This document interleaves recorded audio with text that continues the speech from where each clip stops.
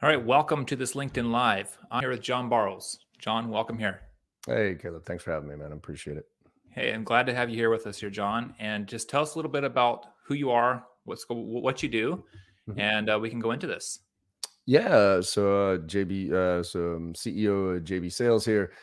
We do sales training consulting for some of the fastest growing companies in the world, like Salesforce, LinkedIn, Box, Dropbox, Okta, AWS, Google, and a lot of the other tech and SaaS companies. Not that this is tech and SaaS training; it's just I really enjoy the tech and the SaaS space because it tends to innovate quite a bit, obviously from a technology standpoint, but also from a sales standpoint. So for me, I actually don't consider myself a trainer. I consider myself more of a sales rep who happens to train. I'm out there every day selling, prospecting, negotiating, and so I'm trying to figure out what's going on in this interesting environment that we're all in right now, and how to help us all kind of level up and make sure that we're doing sales the right way, at least in my opinion. Well, I love it. I think this is such a powerful topic to talk about. We all like to be in business, and we like to be successful. And I love to be able to have a conversation where we can talk about the sales, the whole sales process, or what's Mhm. going on with the sales. So I think you're the guy that I've been looking for to have this interview with. So yeah, Right. just I'm really happy you took me up on this. Yeah, sure. So tell me a little bit more about like you just explained what you're doing, but how did Mhm. you get into what you're doing? Yeah, I mean, I kind of, it's sales, right? I mean, most people fall into it, right? Because I'm 47 now, so back 27 years ago or more, there wasn't really a sales education, right? There was no degree in sales that you could get. Thankfully, now there's probably about 200 colleges in the US at least that you can actually get your degree in sales, but back then it was the default profession, right? So I got my degree in marketing, got out there and didn't really like what was, the options, right? As far as what I was looking at for that role.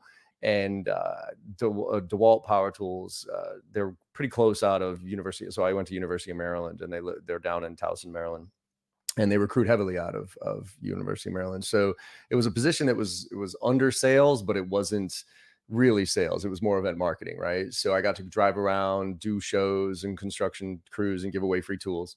And then I kind of evolved to after that, evolved to the Home Depot team, where that was a little bit more sales, where I had to take, a $10,000 order at DeWalt Power Tools and turn it into a 50 or $100,000 order. So it was like cross throws and upsells and all that stuff.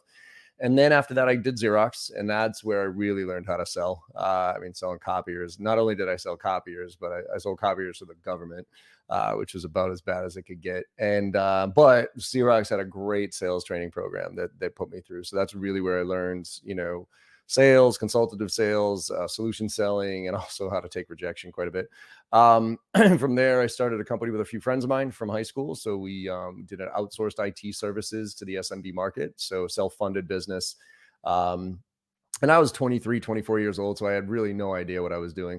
So I took every training I could. I took Sandler, Miller, Hyman, Taz, Spin, you name it. I was taking all the different sales methodologies. And I came across this one group called Basho. And Basho was the first training that I took that I really liked. And the reason was because it was super tactical. It wasn't this big theory about selling. It wasn't this huge process I had to follow. It was here's how to send an email, send an email. Here's how to make a phone call, make a phone call. So I used that to help grow Thrive. We ended up being the fastest growing company in Massachusetts for a few years in a row, got us to about 12 million in revenue and about 85 employees. And then we sold off to Staples. Staples came and bought us. And I spent about a year going through that integration, and come to find out, apparently I'm not a corporate guy. I don't have much of a filter, and I really don't like playing politics. So after a little while, Staples offered me another position. They fired me, and I was looking for a job. And Basho said, John, you want to be a trainer? And my original answer was absolutely not, because most sales trainers I had come across up until that point in my career were either failed sales professionals or professional presenters. And if you've ever taken training from somebody that you could tell they've never actually done what they're telling you what to do. Like, I didn't want to be that guy. And they said, don't worry, you have to use these techniques to sell so you can train so you can get paid.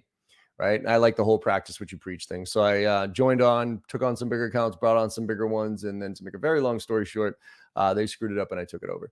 So I went off on my own about 15 years ago at this point, with JB Sales. And again, I'm working with all those companies that I just mentioned earlier, and still selling to this day, trying to stay on top of things and what's going on. Oh wow, that's really cool. So you Mhm. got off. on your own, and these other companies just went with you? Like they just said, "Hey, we want to stick with you on this kind of deal," or how'd that connection work? Well, yeah, I mean, Basho, they had clients, and the company literally, new CEO came in and walked in and one day and just shut it down. Basically, I mean, we knew this was back in 2007, 2008, right? Yeah, So the economy had tanked, and a new CEO just walked in the door, and we had two different sets. We had the training, and then they had really invested in some tech, and they were really, I think they were a little bit too early for, because what the tech they were developing then was what is commonplace now, but it was not back, cadence tools and all these different things. yeah, And so they were just a little too early. And so the new CEO wanted everything with the tech and wanted nothing to do with the training. And so I've always said I'm not exactly the smartest cat out there, but I think if there's one skill that I have, it's I definitely have an opportunistic lens.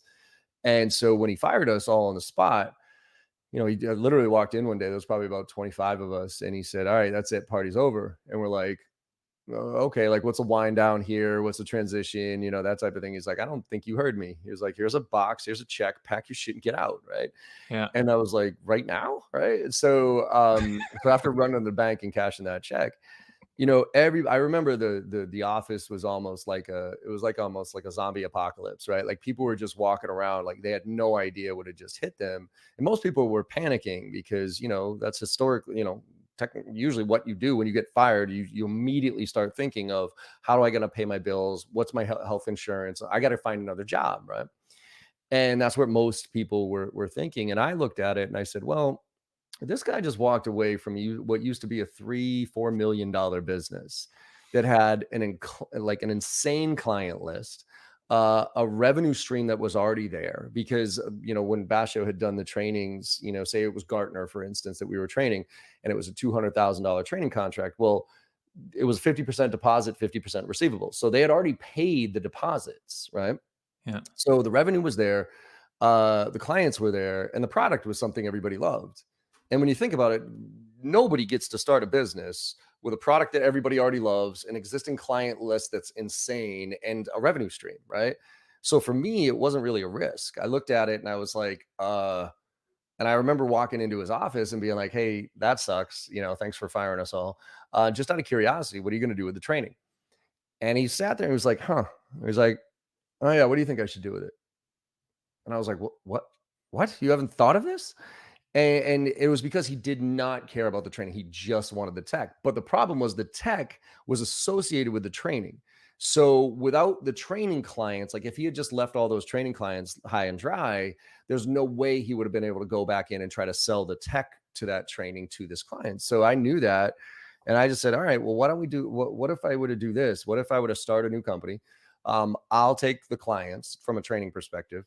You keep the deposits, I'll keep the receivables. I'll go deliver on that training, because I knew he had fired all the trainers, and I knew he wasn't going to give them their money back, right?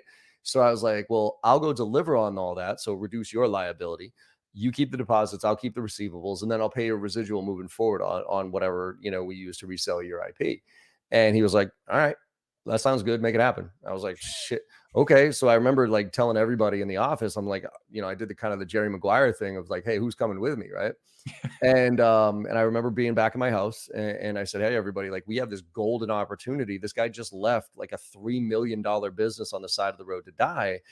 Who's coming with me? Let's go." And only two of the 12 people who were there came with me, and we started another company called Kensei Partners and did exactly that. And then probably about 4 years after that is when I went off on my own.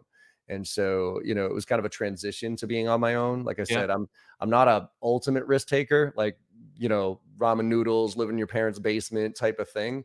No. But I'm a calculated risk taker. Like Oh there's a yeah. couple of pieces. And I think if opportunistic, but also, I have a skill of being able to look at, make decisions with very limited information, right? I can usually look at 2, 3 data points and say, yep, this makes sense. Let's go. And I don't overanalyze it. I just jump in. And yeah, that's Mhm. bit me in the ass a few times as far as, should have known the details. But for the most part, it's done pretty well for me over the years. So. Yeah. Yeah. So how many employees do you have working with you? So we were up to about 20 employees. Yeah. Back, at the end of last year, but then we restructured a lot of stuff. So I actually ended up splitting the company in half, and giving the other side to my business partner who's running the Sell Better Daily Show, which is Okay. doing some fantastic work where every single day they run a webinar on a topic around sales. And then my trainers, I have a couple of them left are 1099s, but myself, I'm back to just basically being me and my COO. And what I do now is I have a membership where I deliver kind of live training on a regular basis, on a weekly basis to anybody who wants to join. And then I do dedicated sessions for some of the target accounts that I work with. Gotcha. Gotcha. So Black Friday coming around the corner. This could be some busy times for you. Yeah, I mean, it's look, everybody needs to sell, right? I Yeah. don't care what your role is in your organization. If you don't have a sales lens on, you're putting yourself at a disadvantage. Let's put it that way. And I think the perception of sales is so negative that people tend to run away from it. Yeah. But if you really think about sales as for what it really is, it's just about helping people solve problems and achieve goals. And so right now, everybody's trying to figure out how to differentiate, how to get the word out there because it ultimately has nothing to do with what you sell. It has everything to do with how you sell.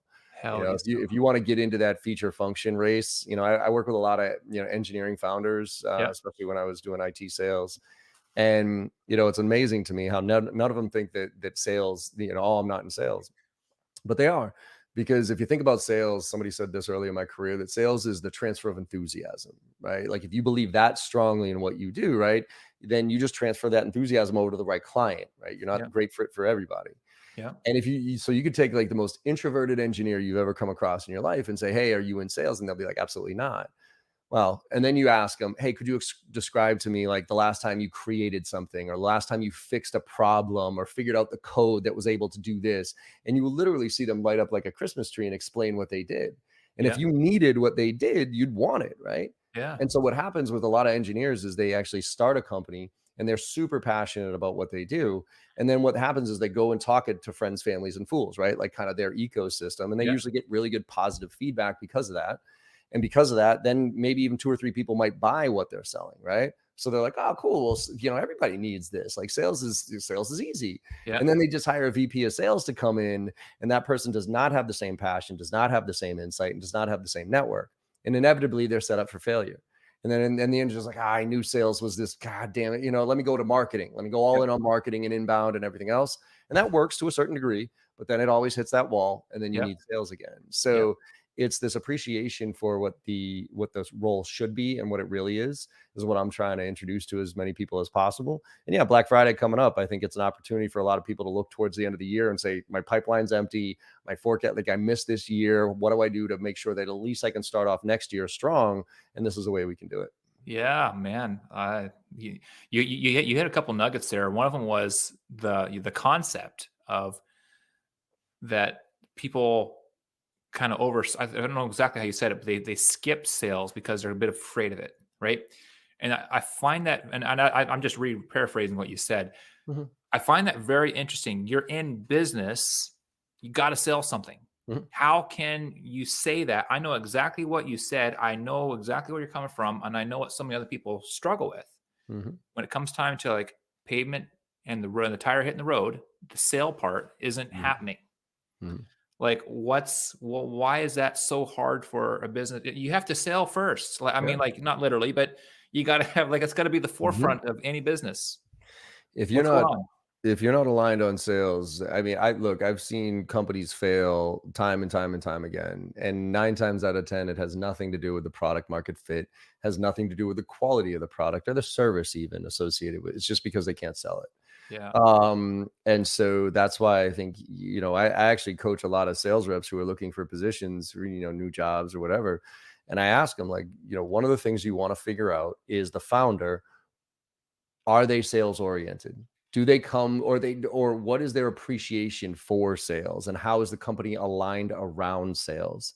Because the sales is a necessary evil, which unfortunately a lot of, non-sales people look at it as, then it's never gonna take off. yeah, Let's put it this way. There's this whole trend right now with product-led growth, right? Of, oh, just get the product in the hands of the customers and, customer service and then upsell them from there. Well, and these companies always profess how, oh, we don't need sales because our product is that good, right?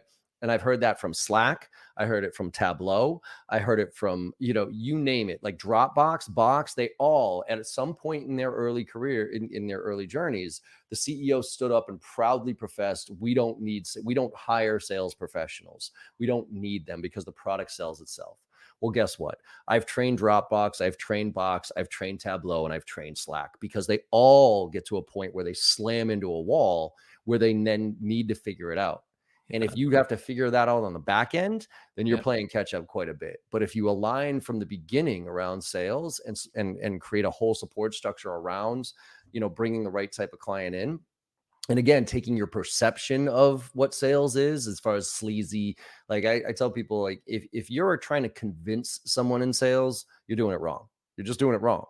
It's not about convincing anybody of anything. It's about finding a need and solving a problem, or whatever that might be.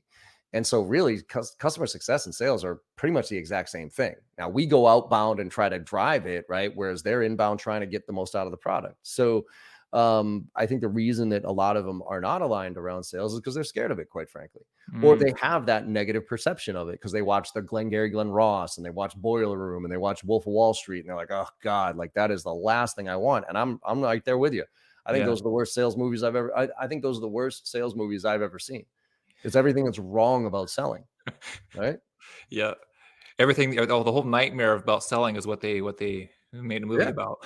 Everything. I mean, they're trying to screw people out of money. They're just trying to get commissions. They Yeah. could care less about what the end game is for the client, right? Yeah. I mean, that's the opposite of what sales is. And so, I think once you realize that sales is everything. I mean, think about you working at a company, right? Well, if you want to well, first of all, to get hired, you got to sell yourself. Yeah. And if you understand that, you're probably going to get hired more than most other people. If you have an idea that you want to push upstream to get funded or whatever it is, you got to sell that idea. Yeah. If you want a promotion, you got to sell yourself on that promotion. Like, I'll give you an example. My dad, I love, rest in peace. He was an engineer, true and through, right? One of the most intelligent people I had ever come across in my life. And he was one of those people that thought, like, the quality of the work should speak for itself. Like, because he was that good at what he did, but he never promoted himself. He never told people about what he had done, or showed people, or professed how good it was, or any of that stuff. Yeah. And so he was always frustrated because other people were getting, promotions, accolades, and all this other stuff. And his work was far and away superior to that, Yeah. but he didn't tell anybody about it. Mm, He just expected it to be, hey, this is what people should appreciate, and therefore, mhm. based on this, I should get whatever it might be. And Yeah. that's unfortunately just not the way the world works these days. Yeah. Yeah. Oh, totally. Yeah. So, but that'd be kind of that kind of go into like the marketing part of the sales, right? Like being able to make your product aware of it, more aware to people. Yeah, I mean, sales and marketing are just two sides of the same, Yeah. same coin, if you will.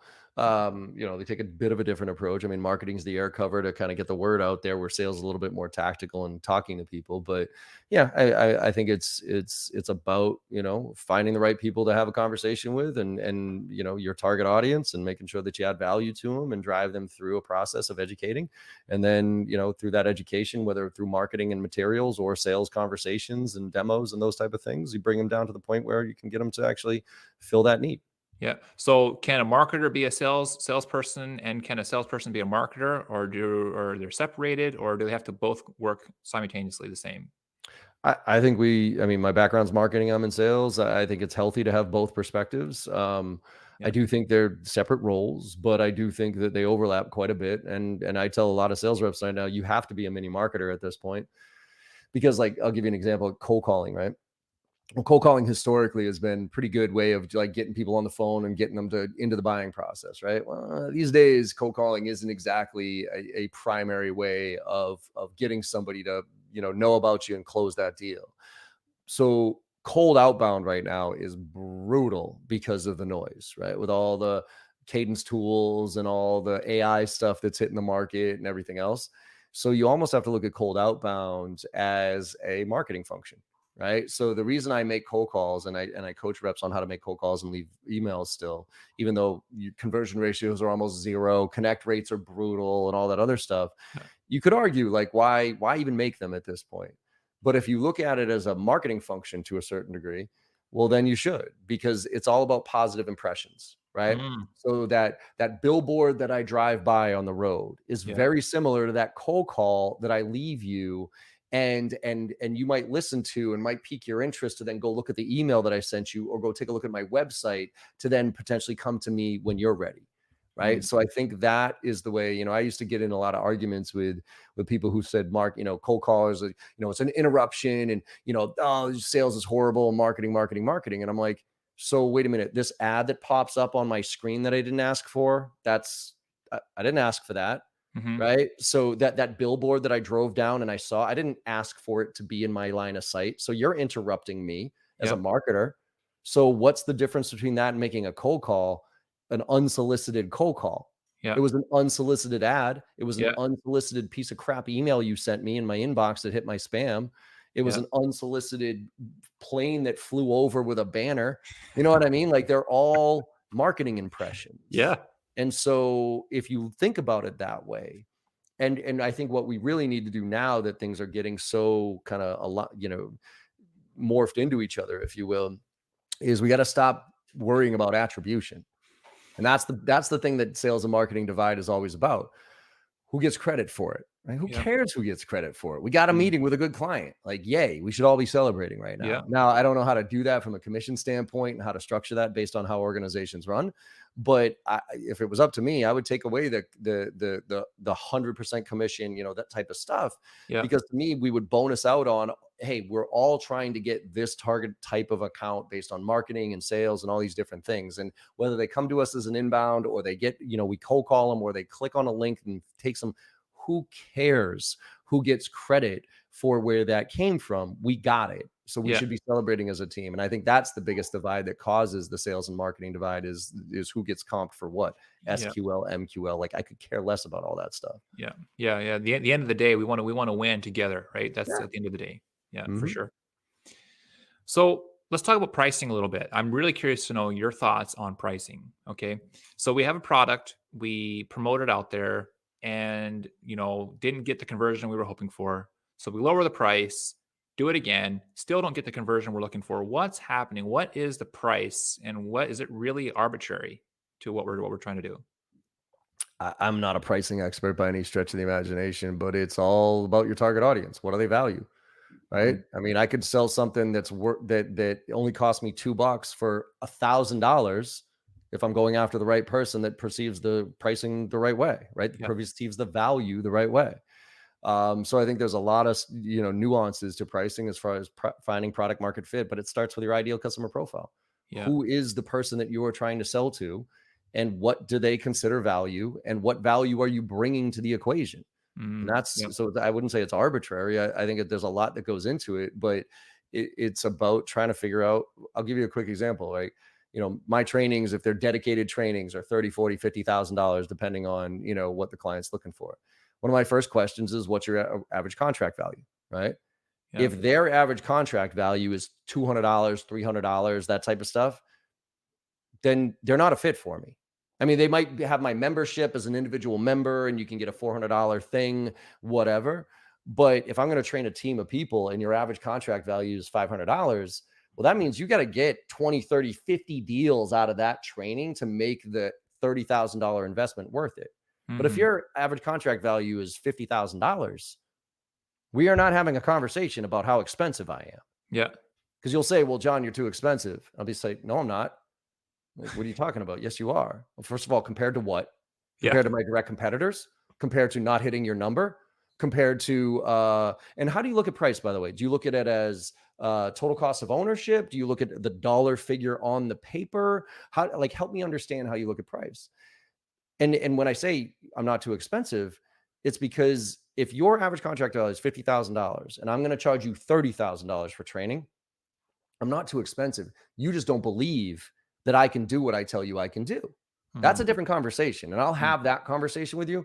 But if you genuinely don't believe that you're going to get one extra deal out of going through my training that you wouldn't have gotten otherwise, then literally, why are we even having this conversation?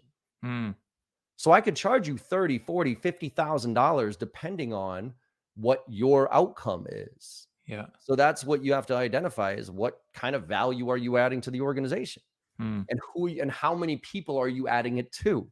mhm. Right? Like I've come to the conclusion, there was people always complain about, or teachers, and trust me, I think teachers do not get paid nearly enough for what they do. But the problem with it, and the reason they don't, is because they only impact only, and I'm saying that with quotation marks here, they only impact 10, 20, 30 kids a year. I impact 30 to 40 kids a day. Mhm. So proportionally, the impact that I am having on a bigger audience allows my dollar figure and me to get paid a lot more than somebody who's only impacting 20 or 30 people. Now, don't get me wrong, they are the future of our society. I Yep. think teachers get a raw deal. They need to be far more invested in. But if you look at why Mm. does Tony Robbins get paid $1 trillion a year? Well, because he impacts 1 billion people, Mhm. right? Mhm. So that's the thing, though, is that you have to peel back who you're going after and you have to understand the value of your product. And pricing does also, there is diminishing returns. Like if you keep discounting, I actually think discounting is one of the worst things you could possibly Yep. do Yep. because it devalues everything about what you do. Yep. Right. I like, a lot of times, if you get something for free, right? If you think about getting something for free, if you get something for free, no matter how quote unquote valuable it is, you're not going to put value to it because No. you got it for free. Yeah. Right. I mean, people buy there's a book called Influence by Robert Cialdini that's a great one as it relates to this. And there's a simple experiment where somebody had these bunch of trinkets on their checkout counter, right? And they were like $1 whatever, right? And nobody bought them. Like he was just trying to get rid of these things, whatever the hell they were. I forget what they were. It was $1, and nobody would actually buy them, right? And there was a mistake one time that the teller, put a different sign on it, and it was like $30 per one of these little things. And they sold like hotcakes Yeah. because the perception was because they were $30, they were valuable, right? Even though Yeah. it was the same thing. Yeah. And I remember also a quote, you know, from the CEO of Red Bull way back when Red Bull first came out. And the interview asked, like, why is Red Bull so expensive? Like it's actually less fluid ounces than a Coke, right? And it's and Coke is 50 cents where Red Bull's like $2.50. So, and she was searching, she was like, is it the ingredients, is it the process, is it like how, is it how you do it, like, and he was just, and his very simple answer was, how else would you know it was a premium product Yeah. if I didn't price it that way? Yeah. And that hit me. It had nothing to do with the quality of the product. It had nothing to do with the ingredients, which most feature function. Oh, no, no, no. We have the better features. Shut up. No, Yeah. you don't. Like you might even, but that doesn't matter. It's the perception of the value of those things and how Yeah. much they impact the problem or the challenge that they're trying to face. Yeah, that's so true. I wish that's something that we get so close into what we're doing and the products that we're trying to sell, and we kind of forget that overview about what it is that we're doing, Mhm. right? And I like you mentioned belief, and I think belief is one of the things that I think that we could even talk more on. Like if my product's not selling, do it's not that I need to force you to try to buy it. It's that I need to help you to believe that this will do exactly what you want it to do, that the value will be there as I'm promising, right? Yeah, I mean, if as long as as long as you uncover the right problem, you know what I mean? As long as the Yeah. client has that problem, because again, that goes to convincing somebody. If they don't really have the problem, if you haven't done your job of identifying your true ideal customer profile, asking the right questions, making sure that you can solve that problem. Once you identify that, then yeah, you can push. And it's about not convincing them, but showing them that if they make this investment, then this is the result they'll get. And there's a new book out by the same team, corporate executive board, that did like Challenger Sale and Challenger Customer. Those books. There's a book called Jolt Effect, and Jolt Effect is about how the fact that there's a statistic out there that people talk about. By the time somebody comes to us, right? So by the time somebody comes to us, they're already 60 to 70% of the way through the sales process. And the perception there means that the client has all the info basically. And as sales reps, we're catching up. But what has happened recently over the years is that we've actually crossed that chasm. Now there's almost too much information out there. And so it's not no decision. A lot of reps think that our biggest competitor is no decision, right? And it's true. A lot of people, we lose to no decision more often than not. But it's actually not no decision, it's indecision. And it's because there's too many options out there and people are afraid to make the wrong decision. Yeah. So nobody got fired for not making a decision. people get fired for making bad decisions. And because Mm-hmm. there's so many options out there, it's analysis paralysis. And I'll stick with something that's mediocre at best because the risk factor of this is far less than than this product, even if it's that much better. Right. Mm-hmm. So we have to our job is to de-risk the situation and make it so that making this decision is actually less risky than you staying in your current situation. And that's our job as sales professionals. De-risk the situation. I like that. That's a great way to do that. So tell me a little bit more. What is it? What is de-risking? De-risking that product or that offer. What is that like? Depends on what it is. I mean, there's a million different ways to look at risk. So it's, can you give can you ensure that, talk to them about the last time something was implemented and how bad it went and why it went bad and what you're going to do, what resources are you going to dedicate to make sure the implementation goes smoothly. Can you give them an out clause or a trial to test it out for a couple of weeks or something like that so that they can see it and get it and feel it and then make their decision.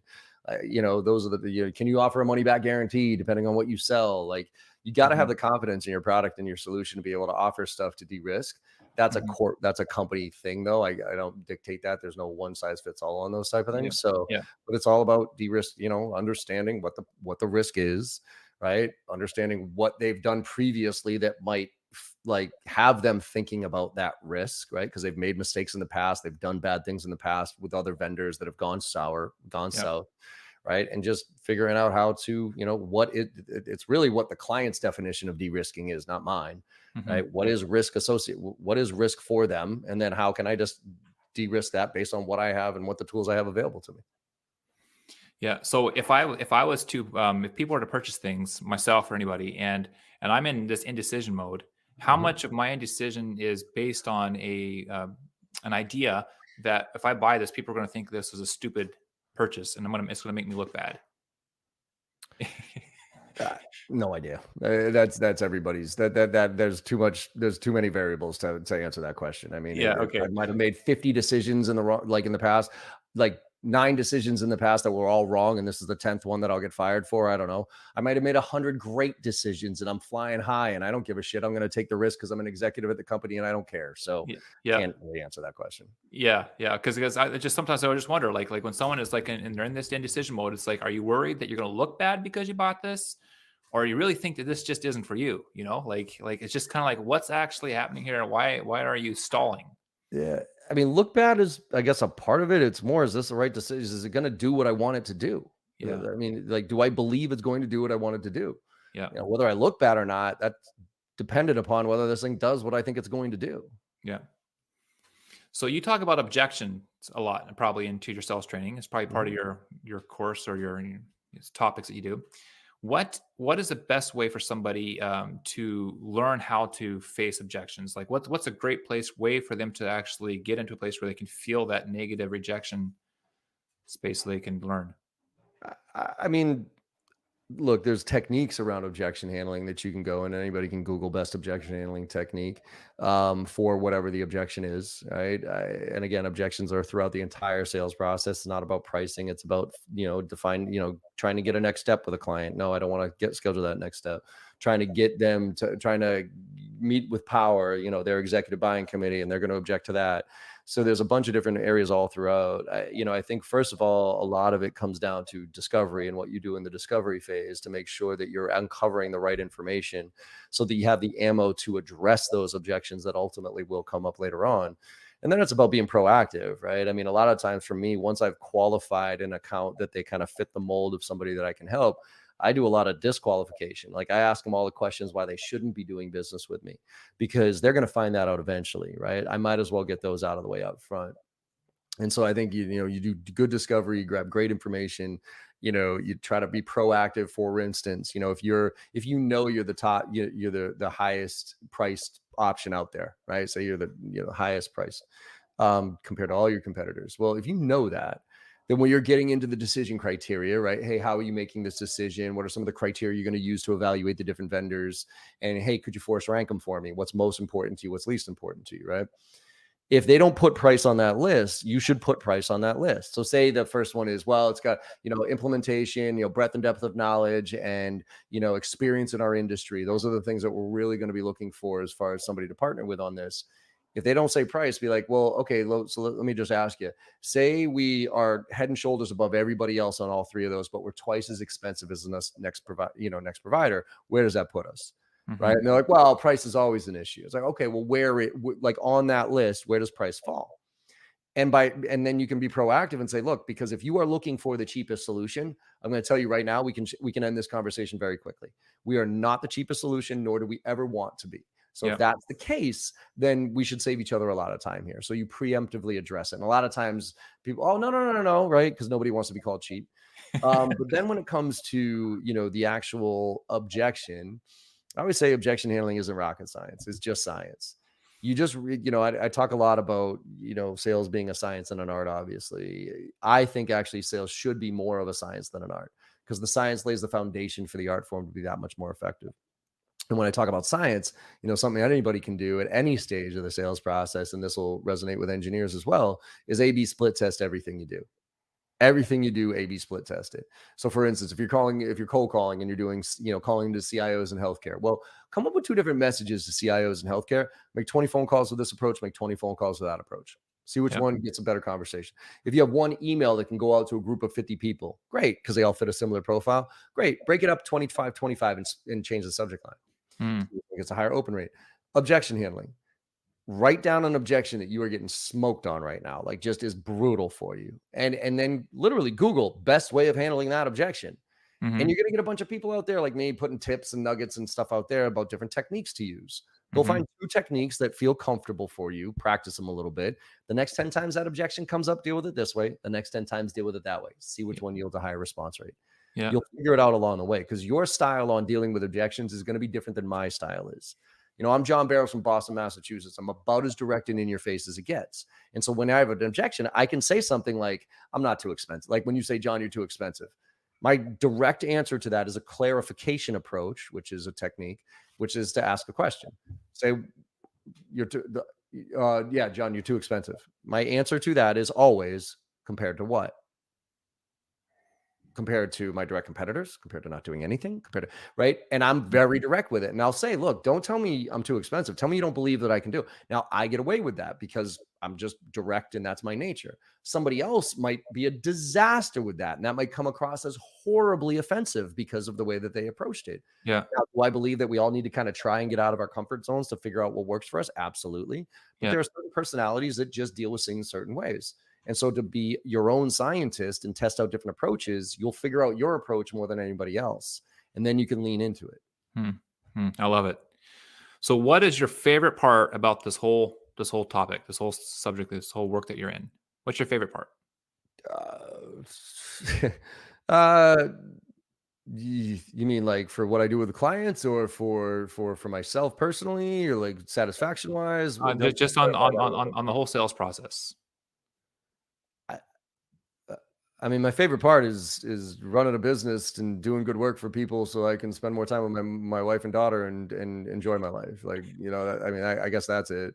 But it's I would say seeing the light bulbs go off on the reps. I'd say that I start my presentations off always with this 10-60-30 talk that I have, which I was doing a training one time and there was about 500 reps in the room, and it was in person. It was a few years back, and at the end I did a Q&A, and one of the reps asked, he saw the logos up there, and he said, "Hey John, all those logos, those are pretty much competitors of ours. And so if you're going to train us all on the same stuff, how are we going to differentiate?" And my answer to him was 10-60-30. And he goes, "Huh?" I go 10-60-30. I go, 10% of you in this room are going to take what I tell you and execute at the highest level because that's the type of people you are. 60% of you in this room are going to do something different because it's easy and it makes sense. 30% of you in this room ain't going to do shit different. So the question isn't how many people can I train? The question is, what percentage do you want to be in? Yeah. And that to me is, I tried early because this training had such an impact on me early in my career that when I first started training this, if there was 30 or 40 people in the room, if you were in the back of the room, like on your iPhone and not paying attention or checking your emails, like I literally was like, "Hey, Caleb, hey, eyes up, got to pay." I was trying to force everybody in that room to learn what I was trying to teach them because I knew it worked. Right. Yeah. I've realized, the whole bring a horse to water, can't make them drink type of thing. I don't quite care. Like I always tell people, I live between the give a shit factor and unconscious competence. I can't get you to care. I really can't. And if you don't care, quite frankly, neither do I. Yeah. I really don't. Like sitting, I'm getting paid regardless. You're sitting in my training. That's your problem, not mine. That you're wasting this 2 hours here when you could be learning something. Okay. Yeah. But it's for those 10%. It's for those that top 50, right? That top 50% of the 60%, the people who care, the people who want to get better, right?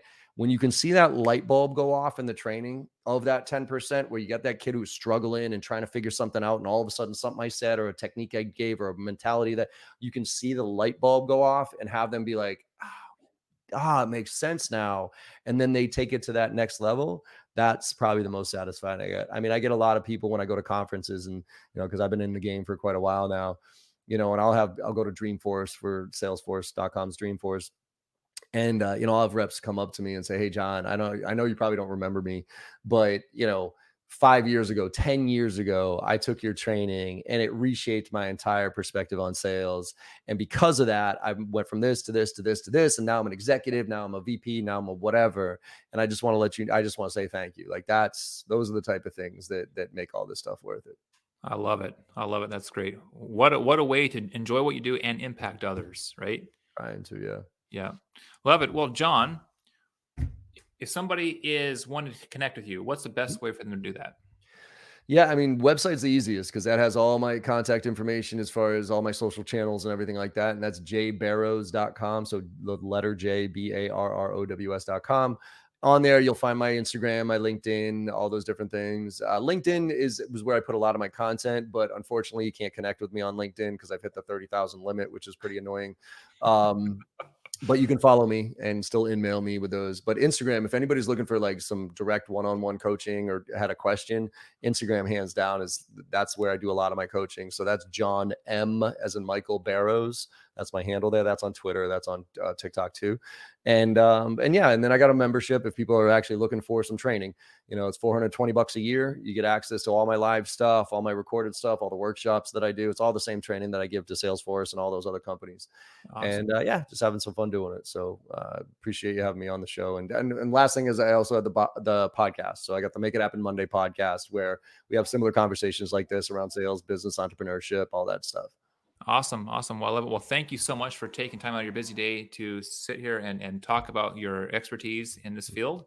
I think that this has been a very worthwhile time chatting here with you. Cool. So Appreciate you having me on, man. thanks. See you now. Cheers.